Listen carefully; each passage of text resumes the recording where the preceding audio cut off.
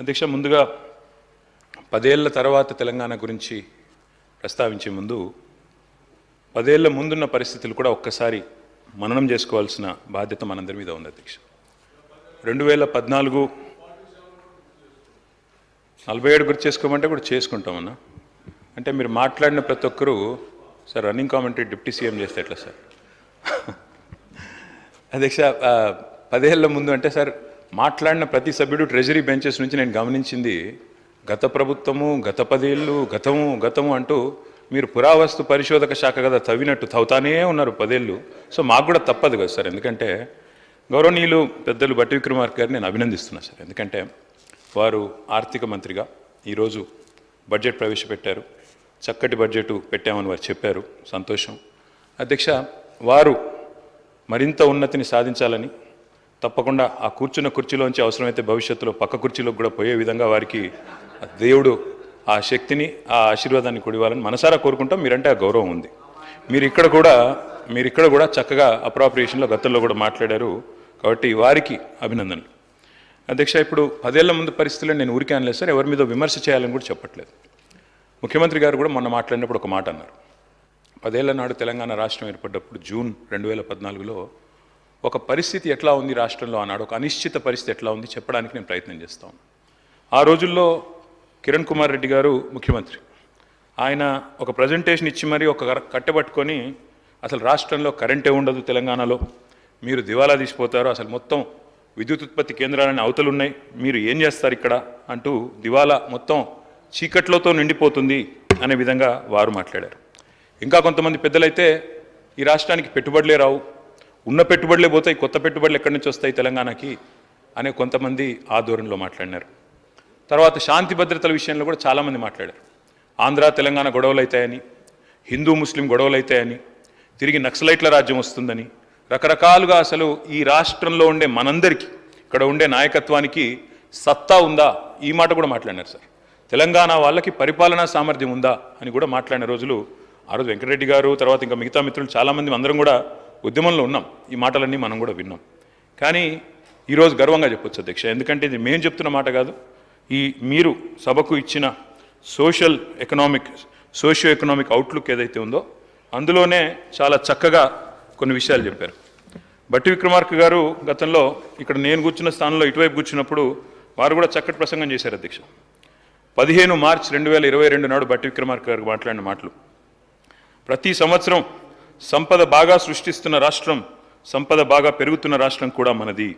Corona ఈ దేశాన్ని అతలాకుతలం చేసినప్పటికీ కూడా రాష్ట్ర ఉత్పత్తిలో ఎక్కడా తగ్గుబాటికి కారణం కాకుండా ఈ రాష్ట్ర ప్రజానీకం, రైతాంగం, శ్రామికులు ఈ మహమ్మారి దాడిని కూడా తట్టుకొని పెద్ద ఎత్తున ఈ రాష్ట్ర ఉత్పత్తులను, సంపదను పెంచడం జరిగింది. ఇది బట్టి విక్రమార్క గారు ఆనాడు ఇక్కడ కూర్చున్నప్పుడు మాట్లాడిన మాట. కానీ ఏమవుతుందో అధ్యక్ష, అక్కడ కూర్చోగానే స్వరం మారిపోతుంది, అక్కడ కూర్చోగానే మరి మాట కూడా మారింది అధ్యక్ష.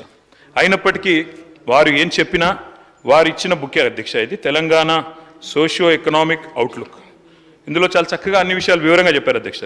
గౌరవ కొత్త సభ్యులందరూ కూడా దయచేసి దీన్ని చూడాలని చెప్పి కూడా నేను వారికి విజ్ఞప్తి చేస్తా ఉన్నాను. ఎందుకంటే ఇందులో బడ్జెట్ స్పీచ్లో ఏం చెప్పినా ఇందులో వాస్తవాలు బయటపడ్డాయి.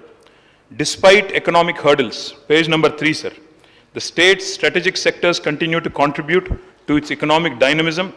This resilience is bolstered by proactive government policies that attract investments, stimulate employment and foster innovation. ఇది మరి తెలంగాణ రాష్ట్రం యొక్క అభివృద్ధి గురించి మీ ప్రభుత్వమే ఈ సోషియో ఎకనామిక్ అవుట్లుక్లో చెప్పిన మాట. దాంతోపాటు అధ్యక్ష చాలా చక్కగా చెప్పారు. పేజ్ నెంబర్ 15లో Telangana's gross state domestic product at current prices is 14.64 lakh crore. అంటే 4 లక్షల కోట్ల నుంచి 2014లో మన రాష్ట్ర సంపద 14,64,000 కోట్లకు ఎదిగిందని చెప్పి వారు ఇచ్చిన సోషియో ఎకనామిక్ అవుట్లుక్లోనే చెప్పారు. అదేవిధంగా ఇంకొక మాట చెప్పారు అధ్యక్ష. In 23-24 the per capita income at current prices in Telangana is 3.47 lakhs, which is 1.64 lakh higher than the national per capita income in 2023-24, which makes it the largest state with the highest per capita income in the entire country. ఇది కూడా వారే చెప్పారు. దాంతోపాటు ఇంకొక మాట కూడా చెప్పారు అధ్యక్ష, అది కూడా చెప్తాను. ఇంకొక మాట కూడా చెప్పారు. ఓవర్ ద ఇయర్స్ తెలంగాణ's contribution to India's GDP has shown a steady increase. Telangana's contribution 2014లో ఎంత అధ్యక్ష భారతదేశానికి జీడిపి ఇండియా కాంట్రిబ్యూషన్ కేవలం 4.1%. కానీ ఈరోజు అధ్యక్ష వారిచ్చిన సోషియో ఎకనామిక్ అవుట్లుక్ ప్రకారమే Telangana accounted for 5% of India's GDP in the year 2023-24 అంటే 4.1% నుంచి 5%కి పెరిగింది అని చెప్పి జీడిపి కాంట్రిబ్యూషన్ ఆఫ్ తెలంగాణ అంటే తెలంగాణ భారతదేశాన్ని సాకుతున్న రాష్ట్రాల్లో మొన్న మా మిత్రులు శ్రీధర్ బాబు గారు కూడా చెప్పారు Telangana is a contributing state we are economic engine అని చెప్పి వారు కూడా చక్కగా చెప్పారు. అందుకే వారిని నేను అభినందిస్తా ఉన్నా. ఎందుకంటే రాష్ట్రం యొక్క పురోగతి విషయంలో వాస్తవాలు బయటపెట్టినందుకు వాస్తవాలు చెప్పినందుకు వారిని నేను మనసారా అభినందిస్తా ఉన్నా. అధ్యక్ష ఒకటి వాస్తవం, ఉద్యమాలతో ఉదయించిన తెలంగాణ ఇవాళ ఉజ్వల తెలంగాణగా వెలుగుతున్నది అనే మాట వాస్తవం. దీనిలో ఎవరికి రెండో అభిప్రాయం ఉండాల్సిన అవసరం లేదు. ఎందుకంటే ఎలక్షన్లు అయిపోయినాయి, అసెంబ్లీ ఎన్నికలు అయిపోయినాయి, పార్లమెంట్ ఎన్నికలు అయిపోయినాయి, ఇంకా 4.5 ఏళ్ల పాటు చక్కగా కలిసిమెలిసి పనిచేసుకునే అవకాశం ఉంది. నేను వారికి మనస్ఫూర్తిగా నేను కూడా నిండు మనసుతో ఆశీర్వదిస్తా ఉన్నా అధ్యక్ష, అభినందిస్తా ఉన్నా. ఎందుకంటే వయసులో చిన్నవాడినే కావచ్చు కానీ నేను వారిని అభినందిస్తా ఉన్నా. ఎందుకు మీకు ఇవాళ ప్రజలు అవకాశం ఇచ్చారు, 10 ఏళ్ళు మాకు ఇక్కడ అవకాశం ఇచ్చినారు అక్కడ. ఆ తర్వాత మేము డిసెంబర్ 3 నాడే చెప్పాము అధ్యక్ష, 10 ఏళ్ళు మాకు ప్రభుత్వం ఇచ్చిన ప్రజలకు రుణపడి ఉంటాం, వారికి శతదా సర్వదా వారికి ధన్యవాదాలు.